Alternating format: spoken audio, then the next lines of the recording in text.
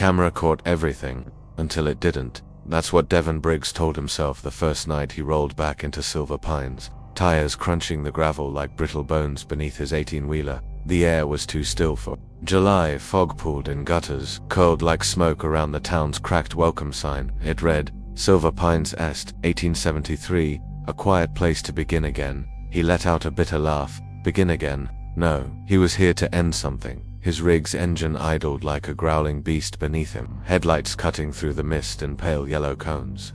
Deven stared at the rearview mirror, not at traffic, but at himself, eyes sunken, skin tight. A fresh scar snaked down from his right ear to the hinge of his jaw. It hadn't been there last week, or had it? He hadn't slept in 3 days. Not really. Not since that night on the old forestry road mile marker 87, the night something slammed into his truck, the night the dashcam glitched out, the night he woke up 3 hours later in the driver's seat, hands coated in blood, no sign of impact, and pawprints smeared across the roof like something had climbed up, or tried to claw its way in. The police shrugged it off. Deer strike. Maybe a bear. Adrenaline does weird things to the brain, they said, but the footage was gone, scrubbed, like it had been erased by something that didn't want to be seen, and the smell, that thick coppery scent of wet fur and rot, still clung to the cab no matter how hard he cleaned. The nightmares followed, teeth snapping in darkness, bones crunching. A voice whispering his name, not like a friend, not like a man but something older, with breath like rust and rot.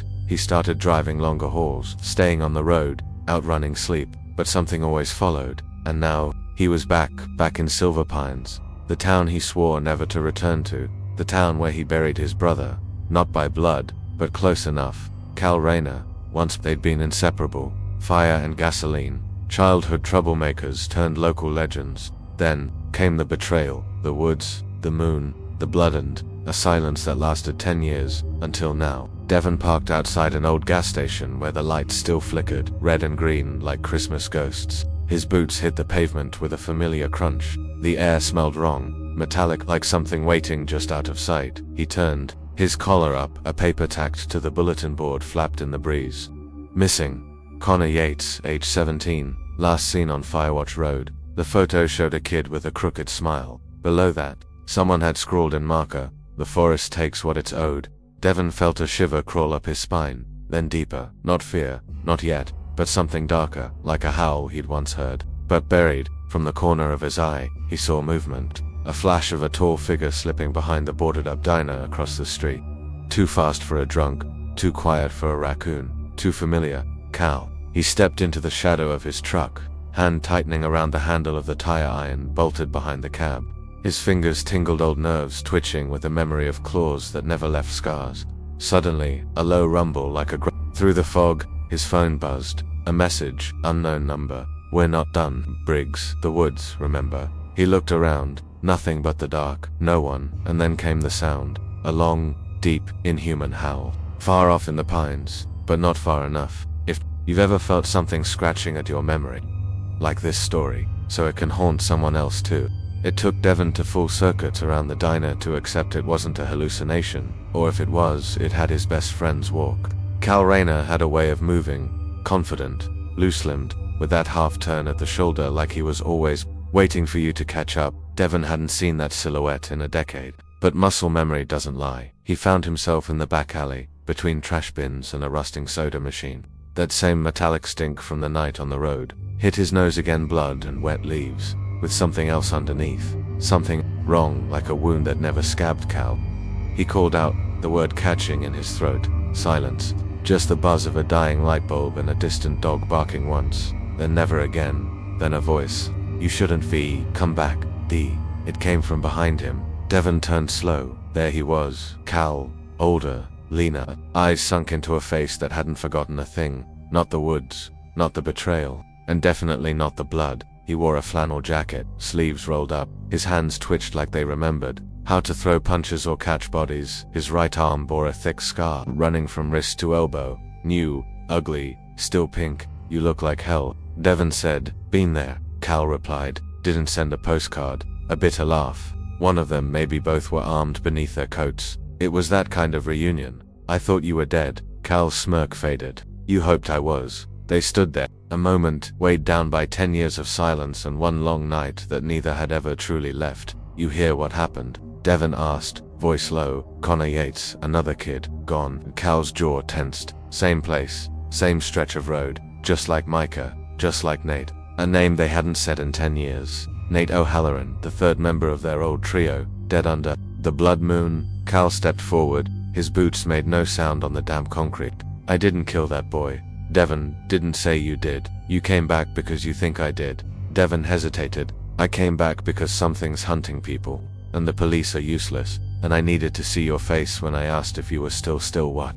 Cal's voice dropped into a growl. "Marked." The word hung heavy, not just guilt, not just blame. The mark, a jagged crescent-shaped scar that pulsed like a heartbeat in moonlight. The first sign the curse had chosen you. Cal didn't answer, but his left hand curled into a fist, and his nails looked wrong, thicker, darker, sharpened, like they'd forgotten how to be human. "I buried what happened," Cal said. "Buried it deep. You dragging it up doesn't change what it cost." Cost. Deven stepped in close. "It's still costing people." A dog howled. In the distance, or maybe it wasn't a dog. Cal's eyes flicked toward the tree line behind the parking lot. "You still get nosebleeds when the moon's full?" he asked. Deven blinked. "Yeah, then it picked you to..." A pause. They both turned as a shadow darted past the far edge of the lot, too tall, too fast. A blur that made the hairs on Deven's neck stiffen. "Something's out there," Cal muttered. Deven gripped the tire iron in his coat. "You mean one of us?" Cal didn't answer. Instead, he pulled a chain from around his neck. Hanging from it was a crude talisman, twisted silver wire wrapped around a tooth. "Keep this on you," he said, voice low, "and stay away from Firewatch Road. That's where it started. That's where it ends." He turned to walk away. Deven called after him. "You're still hiding something, Cal. What happened to you out there that night?" Cal paused, just for a second. Then, without turning, he said, "You ever hear a scream that sounded like your own voice?" And just like that, he vanished into the fog. Would you forgive a friend who vanished for a year? What would you ask first? Drop it below. The woods have long memories. Deven didn't sleep that night, not with the howls still echoing through the woods, scratching at his bones, the constant pulse of something unnatural beneath his skin. Every hour that passed felt like it sank him deeper into the swamp of his memories, dragging him down with it. He'd kept the talisman Cal gave him closer, shiny tooth tied with a knot of silver thread. But it didn't feel like protection. It felt like a leash. Around 3 a.m., he found himself at the edge of Firewatch Road. The town behind him was a slumbering thing, blanketed in fog, but out here it was a different world. A primal one, cold, alive, watching. The headlights of his truck cut through the mist, illuminating the twisted pines that crowded in on the road like sentinels. The fog clung to the trees like dead fingers, reaching for the asphalt. The car's engine hummed low, and Deven gripped the wheel tighter, his fingers slick with sweat.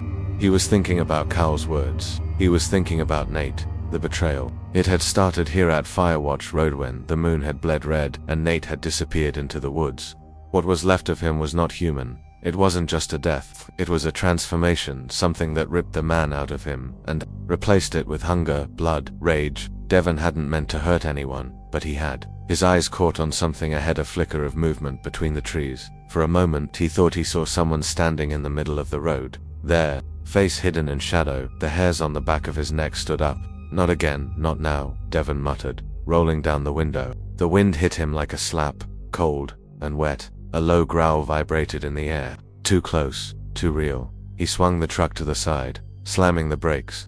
The tires screeched as the vehicle slid into the dirt, coming to a stop just as the figure moved forward into the headlights. Deven's breath caught. The figure was tall, too tall, a silhouette of broad shoulders and furred limbs. But it wasn't quite human. It wasn't quite beast either. There was something familiar about it. The way it moved, the tilt of the head. It reminded him of Cal, that same confident swagger. "Cal," Deven called, his voice trembling. He reached for the door handle but stopped. The figure was too still. Its eyes, glowing faintly in the dark, were locked onto him. Cal's eyes, but not anymore. The creature's lips curled back into a snarl, exposing jagged razor-sharp teeth. There was a flash of silver, the same color as the moonlight, and Deven knew, with a sick twist in his gut, that it wasn't Cal at all. It was something else. Something that had traded the man for a monster. Voice, almost strangled with pain, crawled from its throat. "You're too late, D. Too late for forgiveness. Too late to stop it." Deven's stomach turned. That voice, it was still his friend's, but it was warped, twisted by something far darker. The creature took a step forward, another and another, until it was inches away from the truck. The air around it smelled like decayed blood and wet fur, and then, without warning, it lunged. Deven reacted instinctively, slamming the truck into reverse. The tires tore up gravel as the creature's claws raked across the side of the vehicle, leaving gouges deep enough to rip through metal. Deven's heart was pounding as he sped backward. The beast followed, moving with unnatural speed, its eyes glowing like hot coals. It was hunting him. He swerved the truck around and floored it, heading back down the road as fast as he could. The fog thickened, swallowing the headlights, but even as the truck's engine roared, Deven felt that terrible pull, the same restless rage that had lived in Cal, that had infected him, that had turned him into something other. He glanced in the rearview mirror. There was nothing there, nothing except the echoes of that voice. It wasn't Cal, not anymore. Whatever was left of him was already lost. The truck's tires skidded to a stop again, this time in front of a small cabana, place he hadn't been in years. The headlights bathed the door in stark light. It wasn't much, but it was enough to remind him of home, the place where he used to be human. For a moment, he just sat there, gripping the steering wheel, feeling the cold sweat on his skin. Then, like a habit he couldn't shake, he reached into his jacket pocket. The talisman was still there. It hadn't helped, but Deven wasn't ready to give up, not yet. Some secrets can't be buried. Share this before someone else opens the wrong door. The cabin smelled like mildew and regret, wood rot, dust, whiskey. Every floorboard creaked like it was trying to speak, trying to remember the things it had seen. Deven hadn't been here since he was 17, back when he, Cal, and Nate thought they were invincible. 3 kings of Silver Pines, one grave between them. He dropped the duffel on the bed and opened the drawer beneath the sink. Still there, wrapped in a stained old t-shirt. The journal. Nate's the last thing he left behind, before the curse swallowed him whole. He hadn't dared read it for 10 years. Now his hands trembled as he flipped it open. September 14th, the moon turned red again tonight. That makes 3 times this year. Cal thinks it's just a trick of the light. But something's wrong. Something's inside me. Deven turned the page. I scratched the tree outside Dee's place. Don't remember doing it. Woke up with dirt in my nails. Something's happening. Something bad. Flip. Deven said we'd fix it. That the pact we made meant something. But Calco thinks there's only one way to end it. He wants to break the chain. He wants to break me. Deven stopped reading. The night it happened, the real night was starting to come back. Not the story he told himself. The truth. 10 years ago, Firewatch clearing, the 3 of them stood in a circle beneath a sky so red it looked torn open. Moon full. No stars. Just blood and breath and betrayal. Nate had changed first. It wasn't slow. It was violent. Screaming and convulsing. Bones warping under skin. His eyes had gone from terrified blue to a kind of feral gold. And even as he changed, he begged them not to run. I don't want to hurt you, Nate had said. But it's inside me now. It's hungry. Cal had drawn a knife. Not silver, not blessed, just cold steel. D, he said. We have to do it. We can't let him live like this. But Deven hadn't moved. He'd stood there, watching his friend, half human, half monster, clutching his chest like the beast inside was clawing from his ribs. And when the time came, he let Cal do it. Nate fell with a howl so sharp it carved itself into Deven's skull.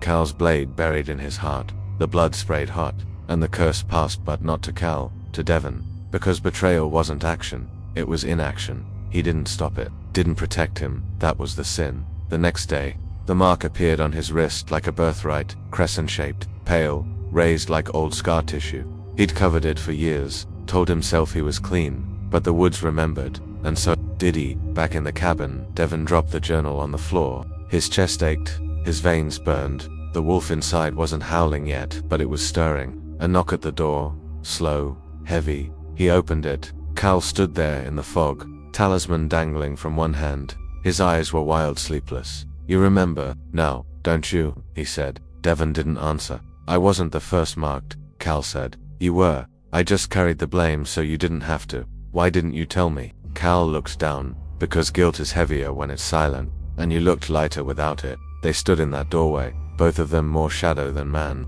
the fog curling around their ankles like leash chains. You ever wonder, Cal whispered, what would have happened if we'd run instead of stayed? Deven did, all the time, but this was the life they bought paid in betrayal. Could you live with a betrayal that saved lives? Or would it eat you from the inside out? Tell us some secrets. Don't stay buried. They didn't say a word on the way there. Cal drove. Deven sat in the passenger seat. eyes locked on the dark smear of trees that passed by like a slow funeral march. The cabin was behind them. The past was bleeding into the now Firewatch road, was ahead again, but this time they were going hunting, not for redemption, not even for justice. This was vengeance, and vengeance wears claws.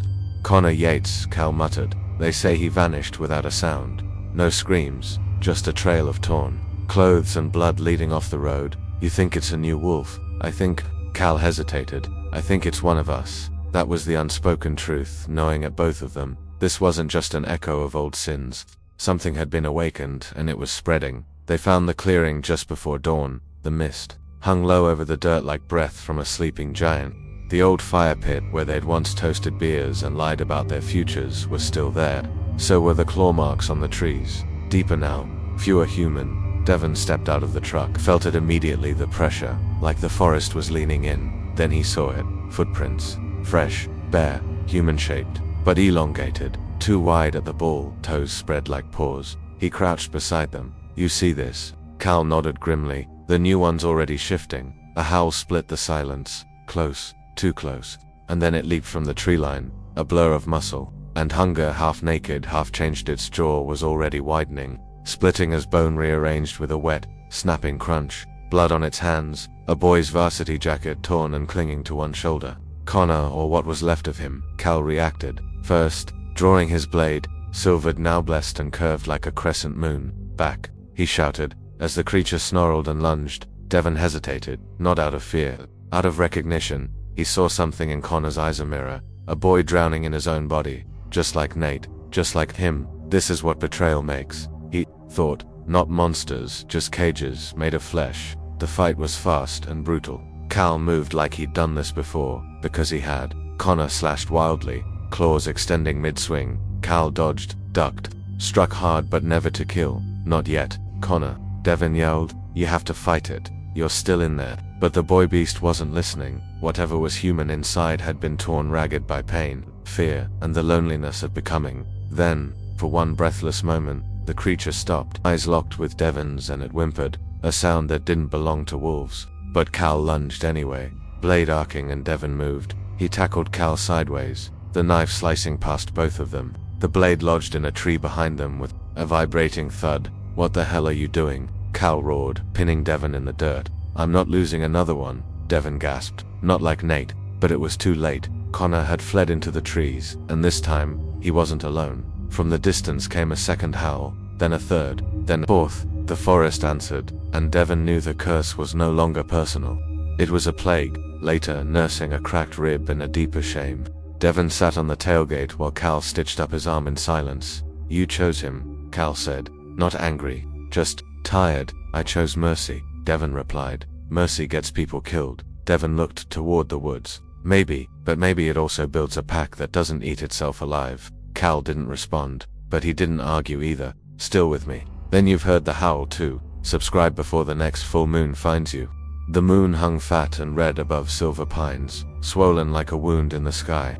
The woods weren't silent anymore. They were singing. Dozens of howls rose in waves, some mournful, some hungry, but none were alone. Connor had found others, or made them. Deven and Cal stood on the rooftop of the old grain elevator, their old lookout post from childhood. Below, the town shimmered in distant headlights and sodium lamps. But up here, nothing separated them from the coming storm but air and willpower. Cal lit a cigarette with trembling fingers. We waited too long, he muttered. No, Deven said. We just kept waiting for someone else to end it. Behind them, a battered duffel bag held to syringe's itch, tipped with liquid silver. A painkiller if you were lucky, a mercy kill if you weren't. You really think they'll listen to you? Cal asked, exhaling smoke. I don't care if they listen, Deven said. I just want them to remember there's another way. He pulled off his jacket, revealing the mark on his wrist. No longer pale, now it glowed faintly, pulsing with the moon. His veins around it were black. It had spread. You don't have to do this, Cal said, quieter now. You didn't make them monsters. Deven met his eyes. Didn't I? The first figure emerged from the woods, then another, and another. 7, then 13, then more. Half-shifted eyes, gleaming, clothes torn, some with claws, some with fangs, some still crying, none fully gone. Connor stood at the front. He was no longer the boy on the milk carton. He was taller, heavier, His bones stretched and cracked into a new shape, but there was still pain in his eyes, still hope. Deven stepped forward, hands raised. "No tricks," he called out. "Just me." The pack snarled. "Connor didn't. You remember me?" Deven said to him. "You should, because I remember you." The wind carried a hush, even the howling stopped. "They lied to us," Deven said, voice steady. "Said the curse comes from the moon, that it chooses us." He pointed to the mark. "But the truth is it's not the moon that chooses, it's betrayal. This mark, this pain, it's man-made. Every cut, every lie, every friend left behind. That's what turns us." The wolves stirred uneasily. "You were left behind, Connor, just like Nate, just like me." Then he drew the blade from his belt, not to fight, to show. "I did this," he said, lifting the scarred mark. "I let it in. And if I'm the reason it's spreading, then I'll end it." He turned to Cal. "Give me the second one." Cal hesitated. "You're not thinking straight." "I'm thinking exactly straight. One of us carries it, one of us ends it." The pack began to close in. Time was bleeding out. Cal handed him the second syringe. "Make it count." Deven turned back to the pack. "If you want blood, take mine." And then, without flinching, he drove the syringe into his chest, straight into the heart. He collapsed to his knees, convulsing, shaking, and then changing, but not like before. His body didn't grow, it burned. Veins of silver light crawled up his arms like vines. His skin split, not from fangs but from release. From the curse, letting go. The wolves howled, not in rage, in agony, in recognition, and one by one, they fell to their knees. The red in their eyes faded, the claws retracted, the snarls turned to sobs. Even Connor. Deven lay on the rooftop, chest rising slow, eyes glassy with pain, but he was still breathing.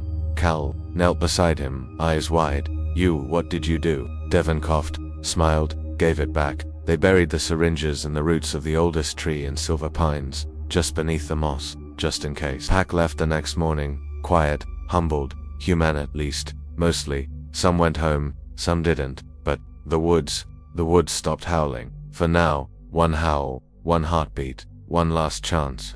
Subscribe to see if he made the right choice. 1 week later, Silver Pines felt quieter than usual, not peaceful, just holding its breath. The howls were gone. The woods no longer watched from every window pane or whispered through the cracks in your floorboards. But quiet isn't the same as clean. Cal sat on the hood of his truck outside the diner, the same one where this all began. Same neon flicker, same fog curling along the pavement. Only now, the silence had teeth. Deven hadn't said much since the night on the roof. He'd slept for 2 days straight, and when he finally stood again, the mark on his wrist had faded. Not gone, but dull, like a wound finally clotting.